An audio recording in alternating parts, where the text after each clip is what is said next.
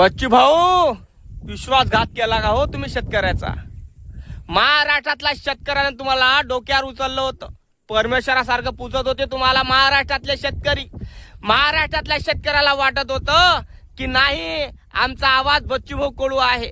अरे बाकीच्या नेत्यासारखे आमचा बच्चू कडू नाही, पदाच्या लाचारीचा आमचा बच्चू कडू नाही, असे शेतकरी म्हणत होते. अरे महाराष्ट्रातल्या शेतकऱ्याने तुम्हाला मायबाप मानलं होतं.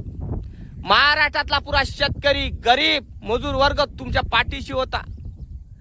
तुम्ही सत्तेच्या लाचारीसाठी तुम्ही पक्षात गेले हे आम्हाला माहित नाही. तुम्ही शिवसेना का जॉईन केली हे आम्हाला माहित नाही. पण जी शिवसेनामध्ये तुम्ही गेली आहे, जे शिंदेच्या शिवसेनामध्ये गेलेले, ही शिंदेची शिवसेना अगोदरच बीजेपी मध्ये मिळलेली आहे. मग आम्ही काय म्हणा, तुम्ही शिवसेनेत गेले की बीजेपीत गेले? भाऊ, तुमच्यावर एवढा महाराष्ट्रातल्या जनतेने विश्वास केला, डोळे लावून केला. जे तुम्ही म्हटलं ते शेतकऱ्यांनी केलं. महाराष्ट्रातल्या शेतकऱ्यांना तुम्ही म्हटलं की चला आपण आंदोलन करूया. नागपूरला पण महाराष्ट्रातला शेतकरी आला, तो तुमच्यासाठी आला.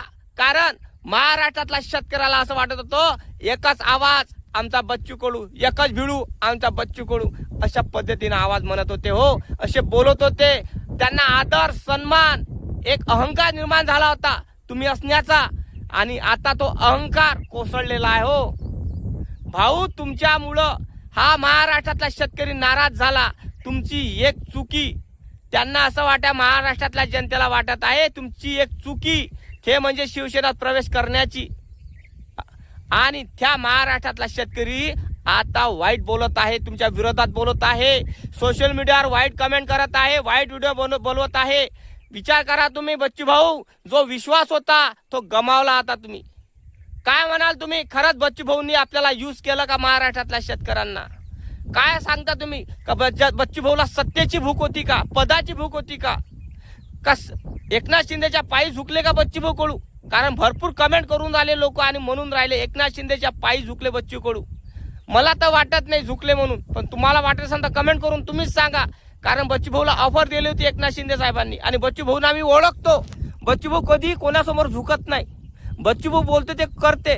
पण अचानक असं नेमकं काय झालं की बच्चू भाऊंना शिवसेनेत जावं लागलं? कारण काय आहे याच्या मागचं कमेंट करून तुम्हीच सांगा. कारण हा बच्चू कडू यांना मी ओळखतो, लहानपणापासून ओळखतो की माझ्या विदर्भातले आहे ते. आणि त्या कारणामुळं महाराष्ट्रातली जनता एवढी नाराज झालेली आहे की बच्चू भाऊच्या विरोधात ते बोलू